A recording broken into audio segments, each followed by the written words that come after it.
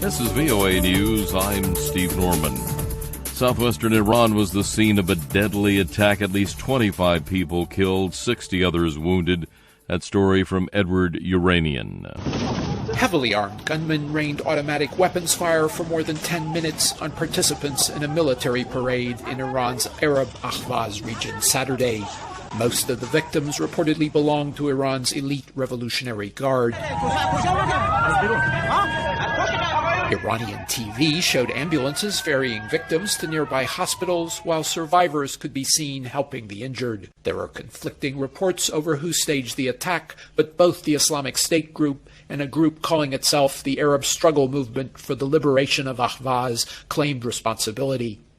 Edward Uranian for VOA News, Cairo. The death toll now has risen to 167 from that ferry boat that capsized in Tanzania's Lake Victoria. Tanzania's chief secretary told reporters the ferry had a passenger capacity of 101. He has ordered an investigation into the accident and should charges be filed.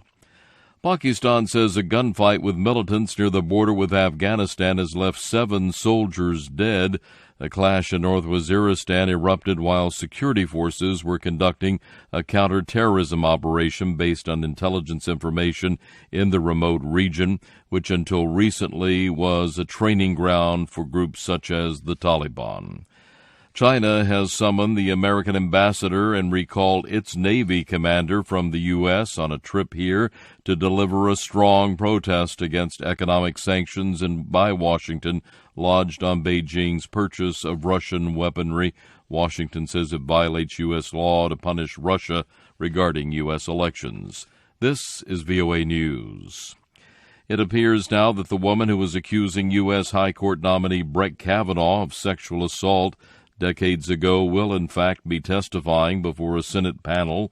We get the latest now from AP's Ben Thomas. Attorneys for Christine Blasey Ford say she has accepted the Senate Judiciary Committee's request for her to tell her story.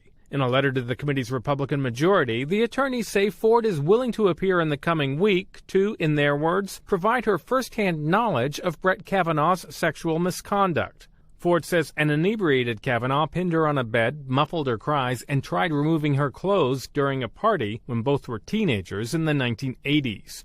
Kavanaugh has denied the allegations and said he wants to appear before the committee as soon as possible to clear his name. In that letter to the committee, Ford's attorneys say they're hopeful that details can be worked out. Ben Thomas, Washington. U.S. Department of Homeland Security announcing a proposal that would seek to ensure that those looking to enter and remain in the U.S. will not be reliant on public benefits such as programs for nutrition, prescription drugs, or housing.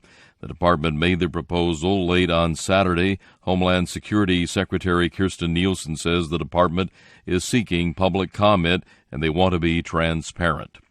President Trump's lawyer, Rudy Giuliani, says he has never had any question of Deputy Attorney General Rod Rosenstein's honesty. That story from AP's Julie Walker. Rudy Giuliani says the question of whether Deputy Attorney General Rod Rosenstein suggested secretly taping President Trump is much bigger than just the Russia investigation that he's in charge of. I don't necessarily think he's not telling the truth.